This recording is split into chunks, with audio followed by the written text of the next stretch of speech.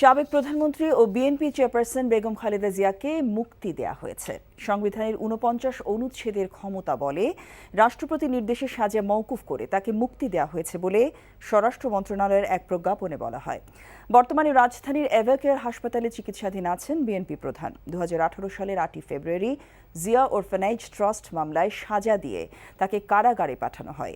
বকশীবাজারে স্থাপিত বিশেষ জজ আদালতের রায়ের পর ১ বছরের মতো ঢাকার পুরনো কেন্দ্রীয় কারাগারে রাখা হয় বিএনপি চেয়ারপারসনকে। পরে হাইকোর্ট তার দণ্ডের মেয়াদ বৃদ্ধি করে ১০ বছর করে।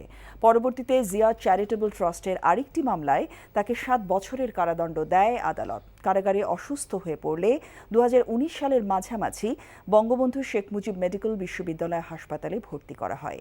কোভিড মহামারী ছড়িয়ে পড়লে ২০২০ সালের ২৫শে মার্চ সরকারি নির্বাহী আদেশে সাজা স্থগিত করে তাকে অস্থায়ীভাবে মুক্তি দেওয়া হয়। এরপর থেকে ৬ মাস পর পর তার সাময়িক মুক্তির মেয়াদ বাড়ানো হয়। দীর্ঘদিন ধরে বেগম জিয়ার স্থায়ী মুক্তি ও চিকিৎসার জন্য দেশের বাইরে পাঠানোর দাবি জানিয়ে আসছিল তার দল বিএনপি। বেশ কয়েকবার পরিবারের তরফ থেকেও আবেদন করা হয়, তবে প্রতিবারই আইনের দোহাই দিয়ে সে আবেদন বাতিল করে দেয় শেখ হাসিনার সরকার। এরই মধ্যে সাবেক প্রধানমন্ত্রী ও বিএনপি চেয়ারপারসন বেগম খালেদা জিয়াকে মুক্তি দেওয়া হয়েছে। বেগম খালেদা জিয়া এখনও রাজধানী এভারকেয়ার হাসপাতালে চিকিৎসাধীন রয়েছেন। সেখানে আছেন আমাদের সহকর্মী জুনায়েদ আল হাবিব। সরাসরি যাচ্ছি তার কাছে। জুনায়েদ, বেগম জিয়া তো এখন মুক্ত, এই খবরটি আমরা ইতোমধ্যে জানতে পেরেছি। আপনার কাছে এই বিষয়ে আর কি তথ্য আছে?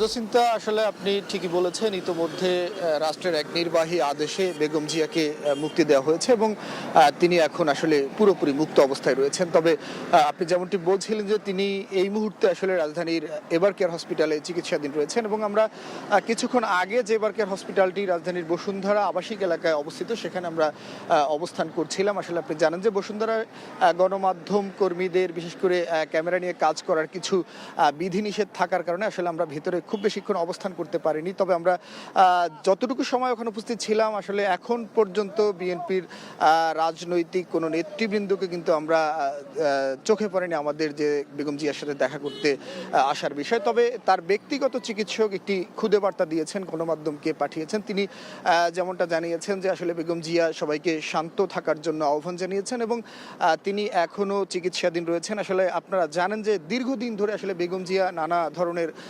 জটিল রোগে আক্রান্ত এবং তিনি দীর্ঘদিন ধরেই আসলে চিকিৎসাধীন রয়েছেন। তো তার আসলে চিকিৎসা চলছে। তিনি কবে নাগাদ আসলে কখন হসপিটাল থেকে তার যেই গুলশানের বাসা রয়েছে সেই বাসায় যাবেন, সে তথ্যটি কিন্তু আমরা এখনো আপনাদেরকে নিশ্চিত করে জানাতে পারছি না এবং দলের পক্ষ থেকেও কিন্তু আমাদেরকে এ বিষয়ে কোনো কিছু জানানো হয়নি।